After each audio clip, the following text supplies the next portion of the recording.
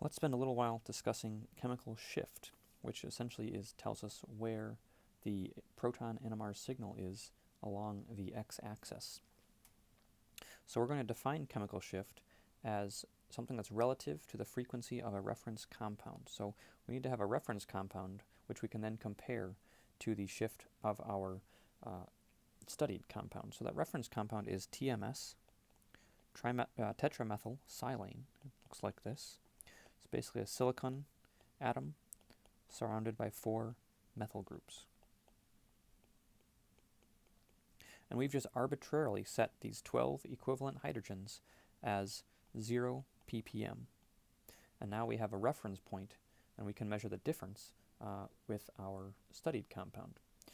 So for instance, let's say we wanted to look at butane. Butane has 2 different types of hydrogens in it. The methyl hydrogens, of which there are 6, and the CH2 hydrogens, of which there are 4. This molecule is symmetrical around the middle of the molecule.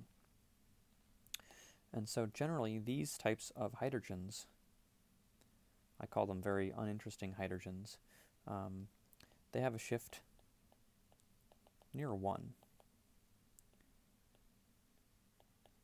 1 to 2 ppm is typical for these types of hydrogens, which means I call them typical hydrogens, unexciting, because they have no electronegative elements around them, like O or N or any of the halogens. So we can look at inductive effects. The chemical shift is affected by the presence of halogens. So if we look at the chemical shift for methane, 4 equivalent hydrogens, that is equal to 1.0 ppm. If we replace a hydrogen with an iodine, one of the least electronegative halogen, those 3 hydrogens shift now to 2.2 ppm. So we see a pretty dramatic shift just by adding this relatively non-electronegative element. If we go up the chain now to chlorine, we can get a shift of 3.1 ppm for methyl chloride. And methyl fluoride actually shifts a little further, 4.3 ppm. And we could also add 2 or more halogens. So let's look at methylene chloride, and that has a shift of 5.3 ppm. And when we're only dealing with chemical shifts that typically go from 1 to 10 and very occasionally up to 12 ppm, 5.3 is a pretty significant shift. Let me just make that a little more clear. So in general, and these are things that you can remember, a methyl group without any other influence has a shift of around 0.9 ppm. So this methyl group right here, at the end of a chain, there's no halogens, no electronegative elements surrounding it. We would expect this methyl group to shift to 0.9 ppm. A CH2 group has a slightly greater chemical shift of 1.2 ppm. And so again, on our butane model here, we would expect these 4 hydrogens as part of the CH2 groups to shift to just about exactly 1.2 ppm. Again, there's nothing else going on in this molecule. And then a methine hydrogen, which we define as a C that has just 1 H on it, has a 1.7 ppm shift. And these are the base shifts, and we'll be able to use these as a starting point to predict the actual chemical shift given other changes in the environment. So we can look at this table here. You'll have a similar one in your textbook, and it shows the effect of neighboring functional groups, typically in this case made out of oxygen, on chemical shift. So if we look at ethanol, and we look at the CH2s in ethanol, we have the base shift of a methylene group is 1.2 ppm, and then they are next to an oxygen. So this carbon is directly attached to an O. That's what we mean by these 2 H's being next to an oxygen. And because chemists have studied NMR shifts, we know that adds about, on average, 2.5 ppm to the base chemical shift. Add those up, we get 3.7. If we take the spectrum of ethanol, we find that it's actually dead on, this estimate. The actual chemical shift of those 2 methylene hydrogens is 3.7. We can look at the effect of an ester oxygen. Instead of an alcohol oxygen, we have an ester oxygen, which is part of a larger functional group with a carbonyl. Again, the methylene group has a base shift of 1.2. Because it's next to an ester oxygen, we find that it actually has a larger effect of 3.0 instead of 2.5. We add those together, we get 4.2 as our estimate. The actual shift of these hydrogens is 4.1. So again, our estimate is very close. And lastly, if we just have a bare carbonyl group, we start with the base shift again of 1.2. Next to the carbonyl group with nothing else going on, we estimate that the base shift is affected by 1 ppm, giving us a 2.2 estimate. The actual chemical shift, again, is pretty close, 2.4. So we can use these tables of data like this to estimate the effect of neighboring functional groups. And you don't have to memorize this table. I encourage you to use it at all times as you proceed in solving NMR structure problems. We'll have some more tables in the book that you can use, and you'll be provided with a version of the table on any exams or quizzes that you can use. But with a lot of practice, you will become familiar with these tables and may not need to reference them as much. So let's look at this example. I'm going to add some hydrogens that we can look at. We have these two methyls are the same by symmetry, and they are not adjacent to that carbonyl. They are one atom away. They're one atom further away from that carbonyl.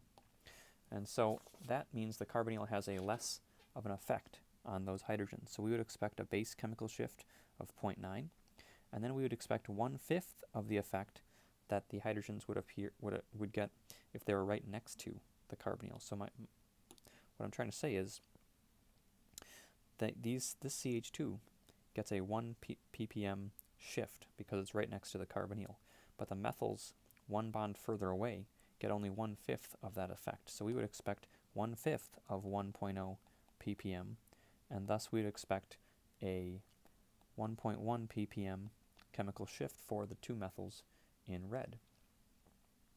Let's look at this methine hydrogen in green. We would start with 1.7 ppm as the standard chemical shift for a methine hydrogen, and then of course we go down here to our carbonyl group section. We have a methine hydrogen next to the carbonyl, and that would get 1.0 ppm. So we could estimate that this methine hydrogen in green has a chemical shift of 2.7 ppm.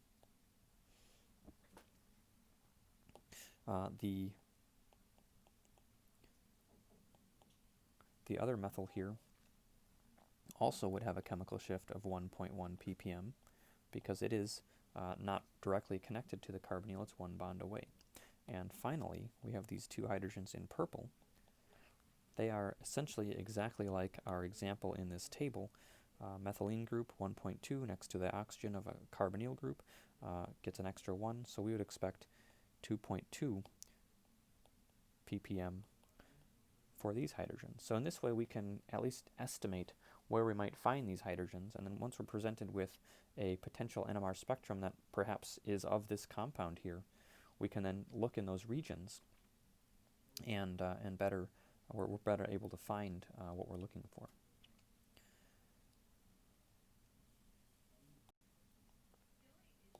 So there's some interesting things that happen when we have hydrogens that are near alkenes. So I'm going to put two different colors on here. The aromatic hydrogens in green, and I'm not going to fill them all in, but I'll give you a couple. And so we get what are called anisotropic effects.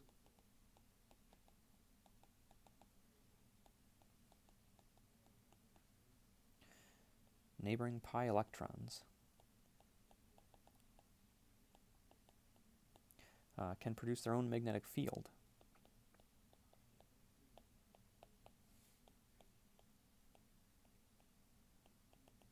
And that can essentially counteract or supplement the magnetic field produced by the NMR spectrometer.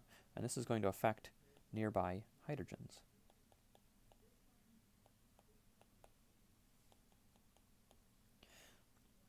And so what we get here, a CH2 next to an aromatic ring would be around 2.6 ppm. 2.6 ppm. And normally, a standard CH2 would be around 1.2. So you can see that there's a significant effect from the aromatic ring on this CH2. We get even larger effect on the green hydrogens. They are normally generally around 7 ppm, even though we know that a CH hydrogen starts at 1.7 ppm as the standard. So here we see a significant chemical shift downfield towards the higher frequencies for these hydrogens that are attached to the aromatic ring. All right, so just wanted to really quick go over how do we come up with this calculation for delta or ppm as we're using. This is a unitless number. It's simply a ratio. And really what it is we take the observed shift from TMS, remember that's our reference, in hertz, and we divide that by the operating frequency of the NMR spectrometer. Problems in the Q's.